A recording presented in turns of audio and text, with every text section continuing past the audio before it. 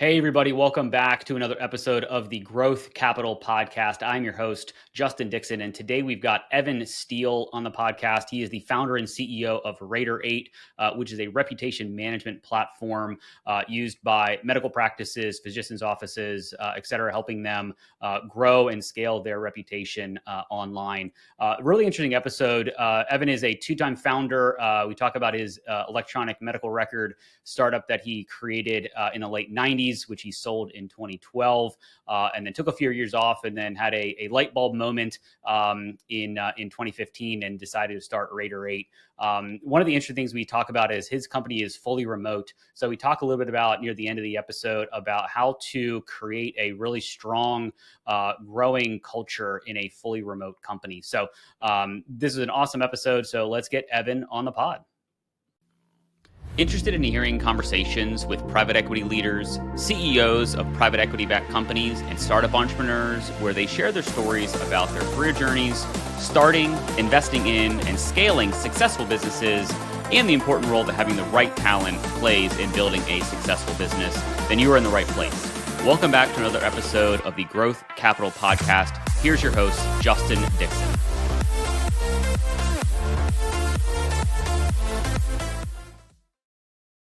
All right, Evan, thank you for being a guest on the podcast. Good to see you. You too, Justin. Thanks for having me on today. Yeah, no, I'm excited. So maybe give everybody that's listening and watching a little bit of an overview of who you are, where you are, and what you're up to right now. All right, so I'm here as you can see from the reflection, in sunny New Jersey. I'm founder and CEO of Rater8, which is a healthcare reputation management patient feedback company. And I started the company in 2015. So we had our 10-year anniversary this year. Oh, congrats. That's awesome. And I guess talk me through a little bit about kind of like how, like obviously like they'll hear people's kind of origin stories and how they kind of started businesses or even how they kind of came about with kind of thinking about this. Cause I know you and I've met before, and this is not your first rodeo when it comes to starting a business. So maybe walk us through a little bit of your early career, and how you kind of thought about being like, hey, I want to be an entrepreneur. I've always wanted to be an entrepreneur ever since I was a little kid. Whether I shoveled driveways, I had a newspaper route, I do gardening for people, mowing lawns, always had my own business, always wanted to be self-sufficient. In college, I owned a DJ business, so I bring all my equipment to parties, which was probably one of my more fun jobs I've ever had. I bet. Then I graduated college, and I was inclined financially, numbers-wise, and I remember my father, who was an attorney, said, you'd be good at banking, investment banking. And back then, we're talking late 80s, early 90s, it was a really hot industry. I had gone to business school in the early 90s. I went into the investment banking world. And turns out, after all those years of wanting to be an investment banker, I ended up hating it. It's just crazy hours. I remember my first Father's Day, I got a page and I had to go to the office and work till 3 a.m., right? So I said, this is not for me. And I went to work with my brother, who just graduated fellowship from a pediatric ophthalmology fellowship at Wills Eye Hospital in Philadelphia. And he was a year or two into his practice. His practice was exploding. He's all over the place, has no time for anything. I said, tell you what, I'll get out of banking. I'll run your business and we'll grow it from just you and one employee that he had, and we'll grow it into a business. I'll take care of the business side. And so fast forward, that was 94. So fast forward a few years, and now we have 4 offices, 30 employees. There's paper charts all over the place. Doctors are in one office, patients coming in another office. Charts are being faxed. Charts are in doctors' trunks. We had a big problem with paper charts. So we said, well, we looked at some electronic health record systems and found out that they're all data entry intensive, and felt it would slow the doctors at his practice down. So we said, let's start an EHR company and make it real easy to use. So I hired a programmer, and we started SRS Health, an EHR company. And that just took off, right? We went to the first conference, was the American Academy of Ophthalmology. We got some clients. Fast forward from, that was 97 to 2012, we had 5,000 doctors and 20,000 users on the platform. And then I sold my company in 2012, sold that company. So just the moral of the story is we had a problem, and kind of necessity is the mother of invention. So we're going to fix the problem. Let's hire a programmer and get started. And by the time we sold the company, we had, I think it was 58 programmers and almost 200 employees. Oh wow. So you were kind of running and helping run your brother's practice, saw a problem, built, and then I guess how did you kind of go from that, like, hey, let's start this business and kind of solve our problem, to let's just go all in and scale this? Because obviously there's a different mindset of having a small physician practice where it's somewhat manageable, to then scaling a software business where you know you can run as fast as you can and raise a bunch of money. Like, how did that all kind of start? Because obviously the outcome sounded like it was a great outcome, but Mhm. talk us through kind of that overnight success, which typically takes 5-10 years of hard work. Yeah, we got our first few million, with 3-4 million in revenue, and um, pretty much, just with bootstrap. Just my brother and I invested some money, not a lot, and then we took on an investor just for a little bit of money, and never really dipped into it. But it allowed us to be more aggressive, hire sales Mhm. manager, scale out a sales team. It was just the school of hard knocks, like something I've never done before. So you get a client with, we love the software. Let's go to the American Academy of Ophthalmology. This was the fall of 1998, and have a booth. Met some people coming by the booth, and we ended up making some sales. So now you got to start building, right? You got to hire implementation people. I remember I was like, this used to be with Windows servers, Windows NT servers, and desktop computers, literally at my kitchen table, creating networks for our first clients, and then I drop off the computers from my car in their office, and we plug them in. So first you do everything, and then you start hiring people, and you just build out a team, and then you get lucky, right? Just hiring the right, CTO, hiring the right um, chief operating officer. This guy named Bob Harmony came. He had a lot of experience running large support teams. He worked for a company called Medical Manager. Um, and he had 72 people report to him in the support area. So he was Mhm. like a perfect guy to help scale up as our support team and ops teams. So just hiring the right people, getting people who are much better at doing support than I was, and really just delegating to them. And you say, here's your budget, and if you need money, let me know, and let's hire the right people, keep our clients happy, and grow. And then just getting a great sales team to sell the software. And how did you? Because a lot of times, I work with a lot of like very early stage startup founders, and some people are very control freaks, right? They like to control everything, and so they're very reluctant to hire people that are maybe smarter than them, or just kind of really let go of the reins, even if they do hire people. So how did you kind of get to the point where you were like, okay, I need to hire people that can take over something, own it, so that I don't have to worry about it, and I trust that they are doing right for the business, and et cetera, et cetera. Like, how do you start to release the reins a little bit, when you start hiring people? Very hard to do, and that's the one thing, you're right, that gets in the way of scalable growth. Is the CEO says, I know everything, I don't want to take any advice. So first is, if you have investors or a board, take advice, listen to people. Um, but I take a hybrid approach. Um, I'll take Bob Harmony, the operator, the COO. We hired him. He was just so good at everything he did. Just Bob, you build up, we call him Bob the Builder. You build up that Hmm. side of the company, and I didn't have to worry at all, like, in great hands. And then there are some areas that might hire the wrong person, and I need to be involved. So on one hand, you could be accused of being a micromanager because you want something that's not working right to be right. On the other hand, other folks might say, this guy's a great CEO. He's out of my hair. It doesn't even bother me. It lets me do what I want, gives me all the budget I need to complete my mission. So it's a hybrid approach. And I always, even today at Rater8, I'm always spend my time and focus on areas, micromanaging where it needs to, until we get a great, perfect team in place. Got it. So let's talk about Rater8. So it sounds like you sold SRS Health back in 2012, and then what did you do? And did you just kind of go sit on the beach for a while and then realize, hey, I want to get back and start something? But how did that happen? So my wife and I, we spent time, we did some traveling. We were reading books, riding bikes. Um, I love being with my wife, but like I just need something that's much more engaging. Mm. And just like starting a software company and computers, that's always been engaging. So we actually checked into a hotel in Prague. Nice hotel, 5-star hotel. The check-in person, whose name was Federico, and that's our mascot, the little bee here. This is Federico. Um, Okay, that's gave awesome. me Federico gave me and my wife and me a really bad check-in experience. Mm. And I remember thinking, oops, got my screen here. And I remember thinking, I would love to rate Federico and provide feedback specific to him.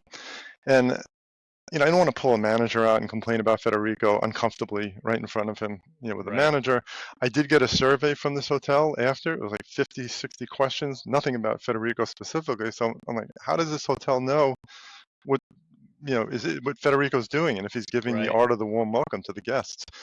Um, so that really bothered me. And then I remember we went from Prague, and then we went to Vienna. And I remember I woke up in the middle of the night, and it came to me. I said, I got to start a company to rate people, to make sure that if somebody walks into a business, they're going to have a good experience, and they're going to give the business owners, all the data they need to improve their customer service. It was the model of Uber. I don't know if you're old enough, Justin, to have taken taxi cabs. Yeah. Yeah. Yeah. I mean, those guys were the worst. I've lived 8 years in New York City. You'd get taxi drivers would give you the worst service in the world. Oh, right. Same drivers became Uber drivers. Now they're like, because they're being rated, they're like, oh, here's a plug for your phone, here's some water, here's some gum. How can I be nice to you? So, and I was an early adopter of Uber, right? So I loved that I could rate the driver, and I love that I got better service. So I figured we could do the same with other people, not just drivers, but hotel checkout people, check-in, checkout people. Our first client was a hotel. We went to a hospitality convention, and it turned out it was very difficult to interface with the hospitality POS systems. We had operators of hotels like a Hilton. Oh, I love this Rater8. I want to buy it, but they couldn't get Hilton to open up their big database and send Oh, us guest data. So I had obviously many 15 years experience in healthcare at the time, and I knew how all the interfaces worked with the Epics and the Athenas and the NextGens and all the practice management software vendors.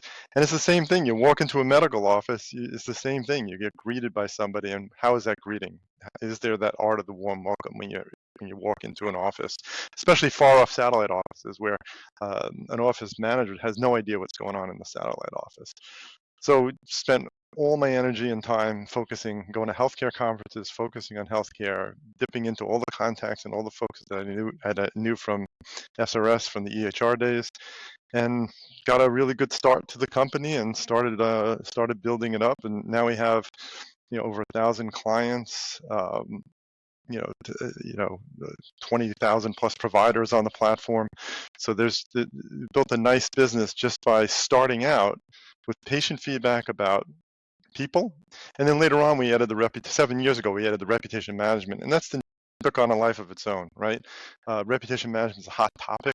I would say surveys and patient satisfaction are a little more banal. So we lead with healthcare reputation management, but truly in our DNA is patient feedback and patient satisfaction. That's right in our software. It's part of our DNA. so when you were starting the business, it was literally like if I was a patient at a medical practice, I would get access to your system, or because this is probably what you started 2015. So would you get an app? Like, would you download an app as a patient to a dentist office, or how did it all work in the very beginning? 100% web-based. So Okay. the first thing we built was an integration engine. So I knew the importance of that. So we integrated with the practice management system, which is the POS system in healthcare. Patient would check out. We get a message from the practice management system. Patient checked out. Here's the email address. Here's their phone number. We'd send them a text or an email asking them to, complete a survey, and then later on complete a survey and/or post an online review. And it was all web-based, so you just click on the link, and your Safari browser on your iPhone would come up, and you could provide that feedback.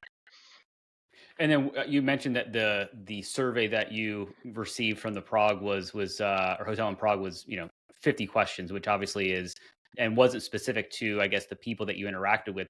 Was your kind of model very much like, hey, you interacted with Sally at the front Hmm. desk or Jason or however it works, and then they would be able to get ratings, and then is that kind of how it worked in the beginning? Yeah. So remember, the very first client was this hotel called the Leo House. It was a boutique hotel. I think they might not be in business after COVID hit, um, but it was rating the person at the front desk. And now with medical practices, we have the ability. So there's a digital footprint when a patient checks in.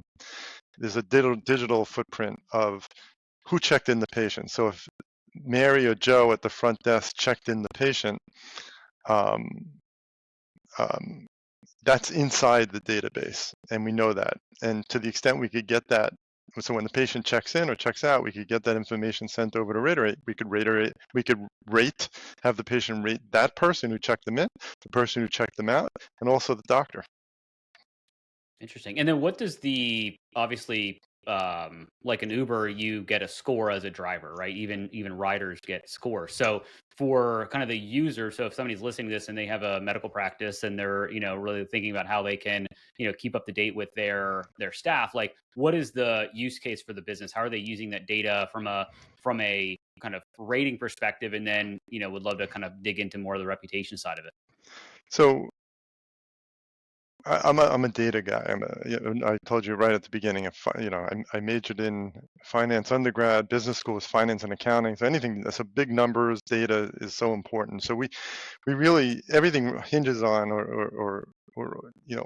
everything hinges on or rests on our benchmarking report. We have almost 27 million data points, healthcare data points of patient feedback, whether it's for the doctor, the staff, or just questions about their operations, like staff friendliness, office cleanliness, how's the parking, how is my appointment scheduling experience.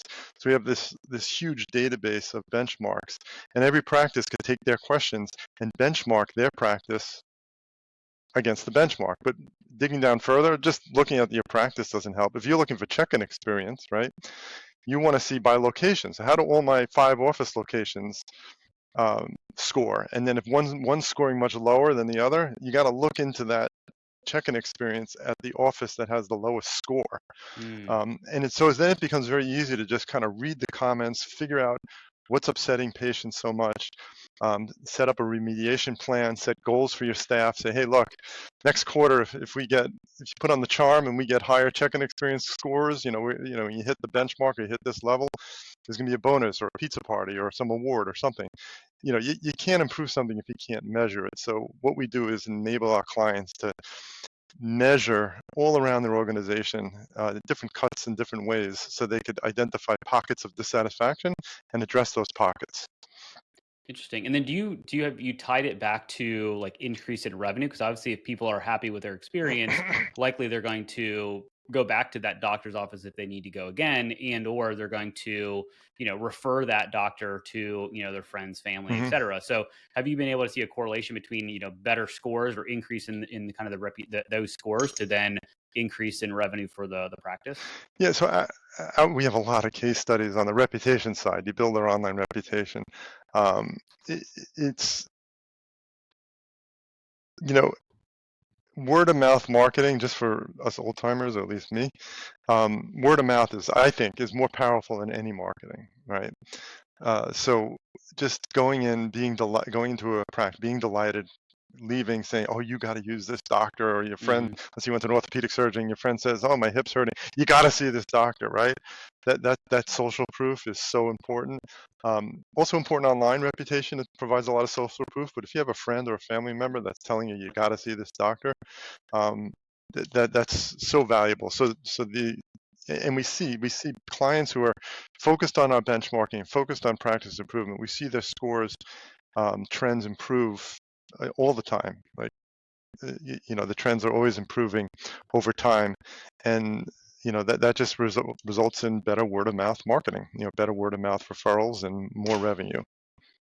Yeah, I agree. I mean, it seems like every practice has a 4 or 5 star, and I don't know how it all works on the back end, but I would rather take the advice of somebody that I know versus 5,000 5-star reviews. Right. Um, So what happens is the trick here is if I need, let's use the orthopedic surgeon, my hip hurts. What do? I ask some friends.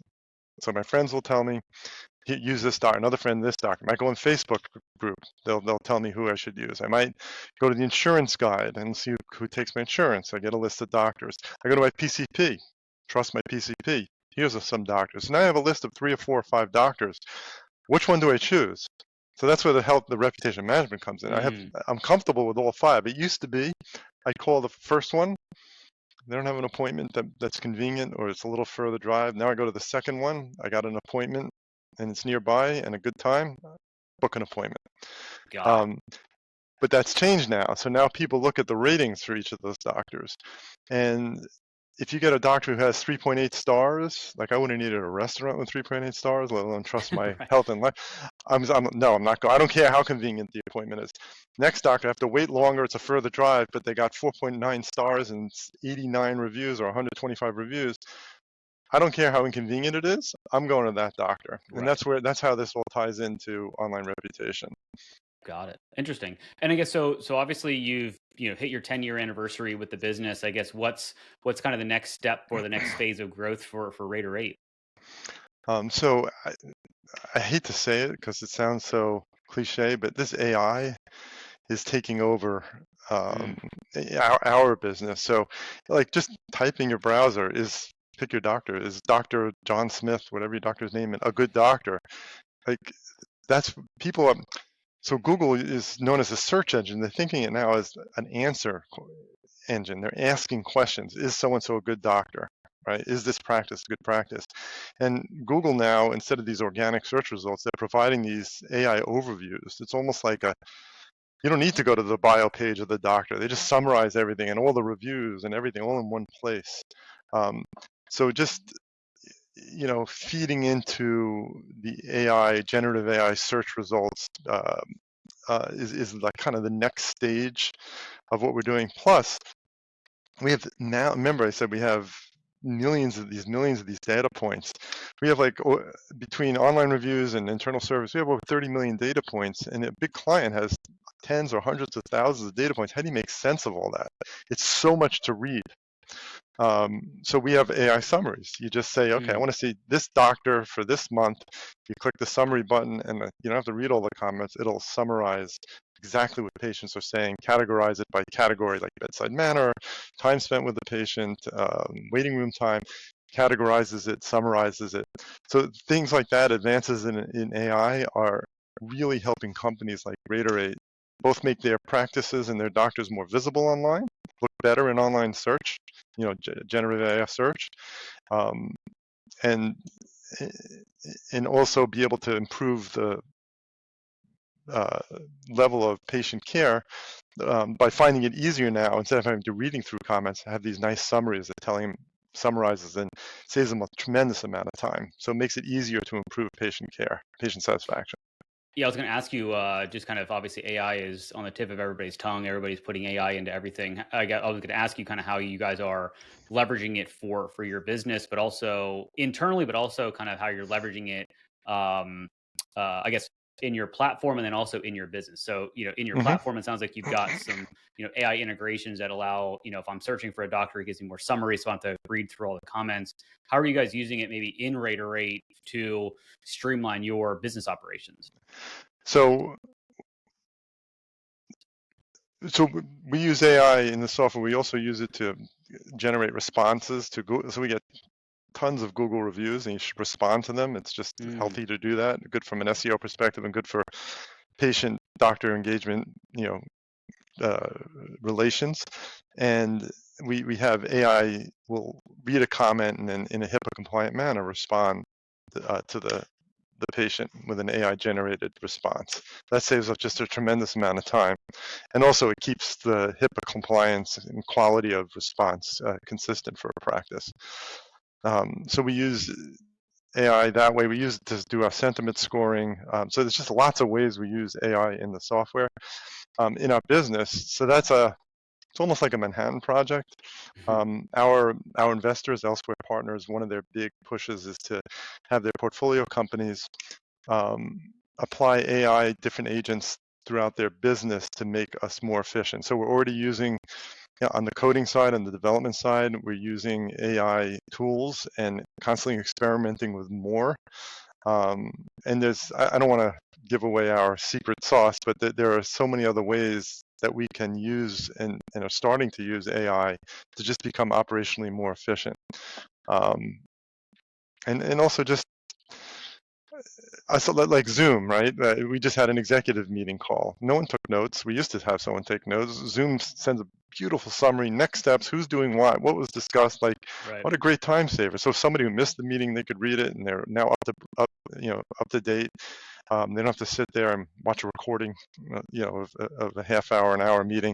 So just stuff like that, just summarizing meetings, just making everybody much more efficient.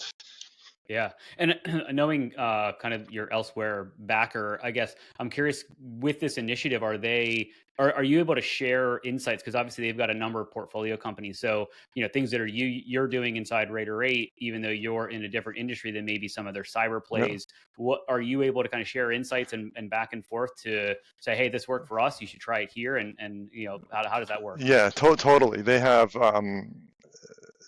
part of their operating team that there's people who are just focused on AI, and they know all Mm, the platforms and the consultants and who's doing what, and we have meetings with them and we discuss and then we try to cross pollinate. But yeah, there's that central person. Actually, two people are working on this that. That work with the portfolio companies trying to figure out what's working best and then spread the best practices among the portfolio companies. Yep. got it. I'm curious to shift gears a little bit. What's the difference, or what have you seen as different starting a business, like SH or SRS back in the late 90s to starting a business in 2015, and even thinking about starting a business today? Like what are some of the challenges, things that are similar or different? I'm just kind of curious. Well, different. Like I swore myself. I'm not. EHRs became after the ARRA, American Reinvestment Recovery Act, that Obama signed in January 2009. They started regulating and creating standards for EHRs, and it was highly regulated. We had 13 developers before the regulations, and when we sold the company just a few years later, we had 58, all doing the Mm, government's bidding. So I promised myself that my next business, I'm not going to do something that's regulated. So it's a real pleasure just saying, oh, what do I want to do today, and not having some specs from some government agency that says this is what your software should look like. So that's been a change. Um, obviously, just I've made so many mistakes the first time around, so things accelerated, went faster this time. Just knowing what to do, or I still don't know what I'm doing, but knowing what to do more so than I did 20 years ago, the first business. And it's also just a very different business. That was a client server. So we had Rater SRS on 20,000 computers, and we'd have to do upgrades. It'd take a while. We'd have to upgrade 20,000 different computers. You could imagine the workload with that. yeah. Rater8's pure SaaS-based, cloud-based platform. So when we have an upgrade, we flip a switch, deploy the new upgrade, and everybody's upgraded at once. So it's a lot easier doing business that way. You're not supporting Windows computers and installations and bugs, and if you have to fix a bug, we just fix it instead of deploying it to all these computers. Right. So I feel because of that, it's much easier to build a business today with these web tools and web platforms than it was in the old client server era. Also, sales. Like I used to, the sales team was constantly living. I used to live on airplanes. It was every big demo, I'd be there. You'd have to be in person. Oh Now, yeah. now everything is just sold from your living room. All the sales process, all the support, everything is done from your living room. Um, it's easier to find employees. We were in the New Jersey, New York metro area.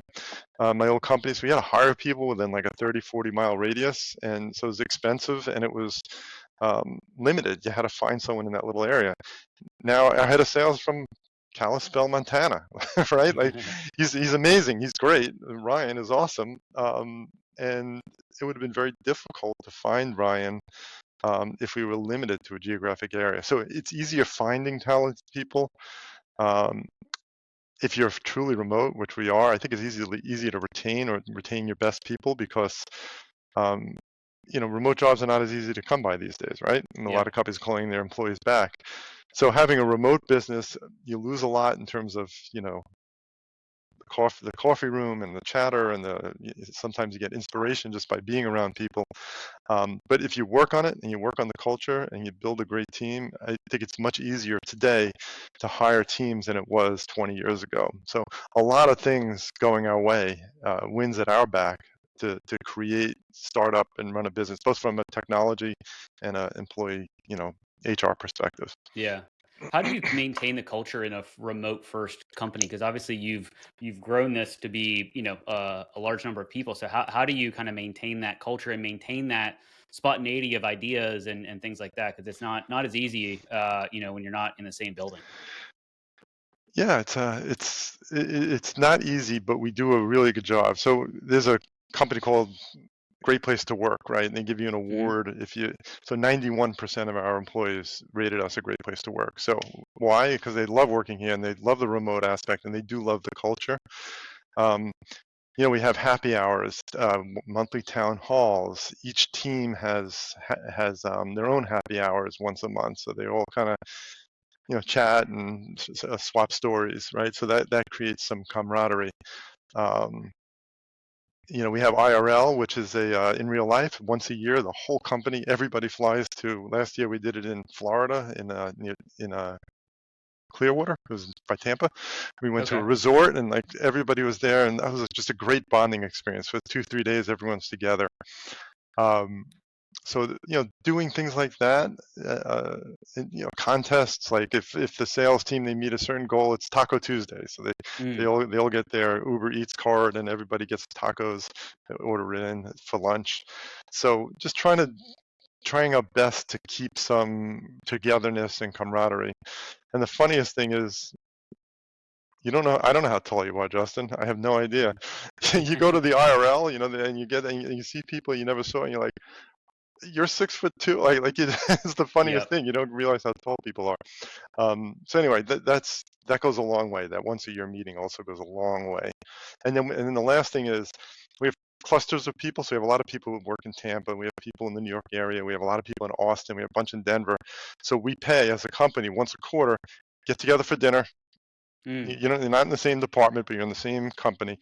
We'll pay for it. Just get together for dinner, and we'll take care of that. So Oh, that's cool. yeah. So anything to get human interaction and people together helps us build and maintain a strong culture. It's awesome. And I guess as we kind of wind down here, if we jumped on a podcast 12 months from now, like what are kind of 2-3 things that you would, like to see happen with the business, so that the podcast would be an upbeat one, the next 12 months. I think any business person, would say they just want to see growth.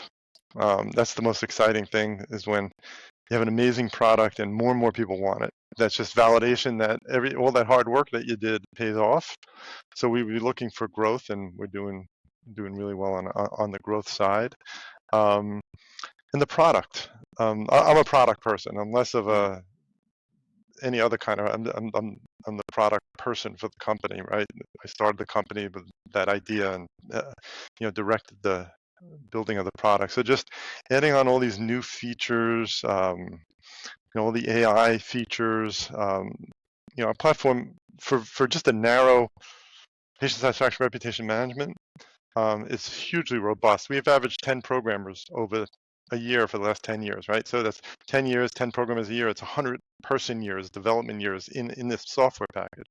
So it's a beast. It's amazing. And just to see that product grow and change and mature and, scale up, we keep getting larger and larger clients. Our largest client has 700 providers, Mm. thousands of listings that we manage for that client. That's just really super gratifying. Awesome. Sounds like you've got a busy 12 months ahead of you. So good luck with that. Thank you. But Evan, it's been awesome to get to know you a little bit better and learn more about your journey. So I'll end the episode like I do with every episode with a 3-pack of questions here. So first question is, what's an influential book or podcast that you would recommend our listeners check out? Uh, in my old office, when we had an office, I had a drawer outside my office with 2 books. So anytime a visitor would come, I'd give them one or both. Good to Great by Collins, just a great book. Talks about level Yep. 5 leadership and what it takes to be a great leader. And the other one is Crossing the Chasm. I've actually read the book and completely changed my business's approach to going to market based on reading that book. So Crossing the Chasm would be the second one. Highly recommend it. And they're timeless. Awesome. Yeah, no, I Good to Great's one of the ones I pick up every couple of years, and it's I've read it probably a handful of times now, but it's the same thing, like just like Win Friends and Influence People. Always good ones. Favorite thing to do outside of the office? Play pickleball. My wife and I are hooked. I got into it last year a little bit. I played tennis a little bit growing up, so I had to learn the whole kitchen thing and not stepping in the kitchen. That was the hardest part to remember. Yeah, no, it's great exercise. It's great mental acuity. It's very fast. You gotta have great reflexes, and it's just fun. So yeah, exercising and having fun, which is to me an impossible combination. I always exercise, but I didn't like it. This is great. I love it. So great sport. Awesome. Perfect. Final question here. Favorite vacation spot? I work so hard, so just any beach where I could just unwind is my favorite spot. Perfect. Yeah. Perfect. Awesome. Well, this has been awesome, Evan. I appreciate the time. If people want to reach out to you, learn more about Rater8 or anything about what you're up to, what's the best place to connect with you? Yeah, Rater8, RATER, number 8.com. You fill out a form online or just email info@rater8.com. Got it. We'll have all that stuff in the show notes. Evan, great to connect. Appreciate your time. And yeah, thank you very much. No, you're welcome. Nice chatting with you, Justin. I hope you found at least one actionable insight from this episode of the Growth Capital Podcast, your one-stop shop for insights from private equity leaders, CEOs, and startup entrepreneurs on starting, investing in, and scaling successful businesses, as well as the role having the right talent plays in growing a successful business. It would be greatly appreciated if you would rate and review this podcast. And if you're watching on YouTube, please like and subscribe and drop us a comment so we can expand the audience of this podcast. Thank you for all your support, and don't forget about upcoming episodes dropping every Tuesday.